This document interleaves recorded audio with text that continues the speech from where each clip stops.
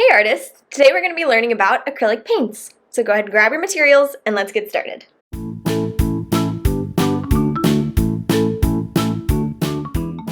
To start, we're going to need to gather our materials. We'll need a base to paint on, which should be something sturdy, like canvas, cardboard, or heavy paper. We'll need paintbrushes, water, acrylic paint, which can come in lots of brands and colors, a palette or tray, and a rag or paper towel. Now some important things to know before we get started. Acrylic is a type of paint that starts out wet in a bottle and dries very quickly. It has a plastic base, which means that the colors are very bright and beautiful, but unfortunately can stain clothes. So make sure you're very careful and wear an apron or a smock if you have one. The plastic base of acrylic paint also makes it so that the paint sticks to your tools and makes paintbrushes stiff and crunchy if it dries on them. So the most important thing of all, wash off all of your tools completely when you are finished using them. Don't let the paint dry on your tools. Now I'm going to get all of my materials ready. I'm only squeezing a little bit of paint out onto my palette. I can always get more paint if I need, but I don't want to take too much and waste paint. Since canvas and cardboard are too thick to put into my sketchbook, I'm going to be taping some watercolor paper into my sketchbook. It's thicker than my regular sketchbook paper, so it'll hold up to acrylic paint really well. Now we're going to start our experimenting by learning 5 different techniques. Our first technique is called dry brushing.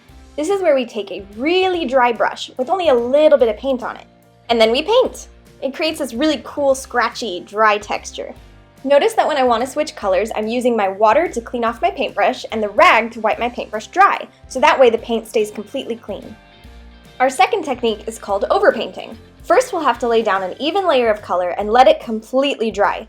I'll know that it's dry when I can touch it and no paint comes off on my finger.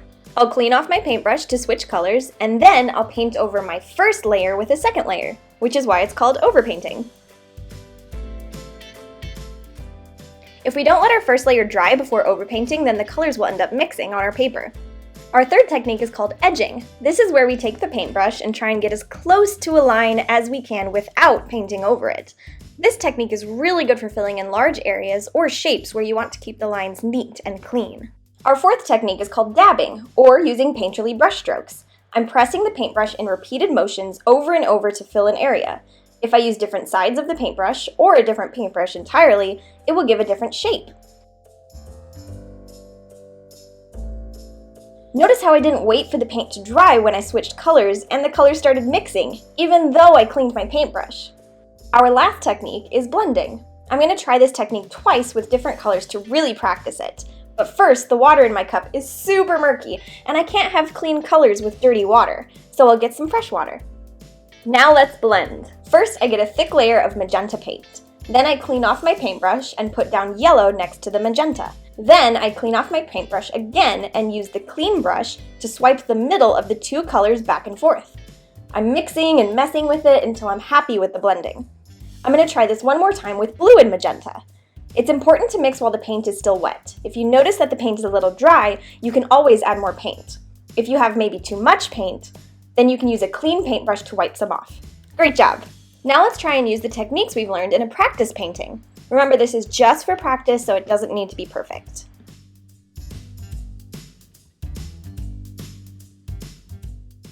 I'm starting out my painting by using the edging technique to get a really clean, sharp shape in my frog. Then I wanted to try blending in the background.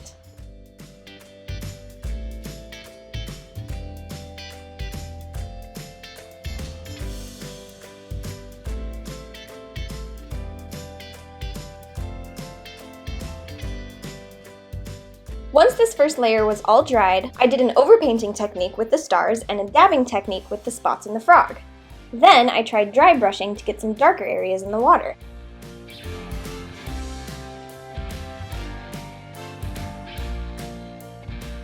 Beautiful! Let's end on a quick reflection. Today I learned that using a clean brush and clean water will keep my paints clean.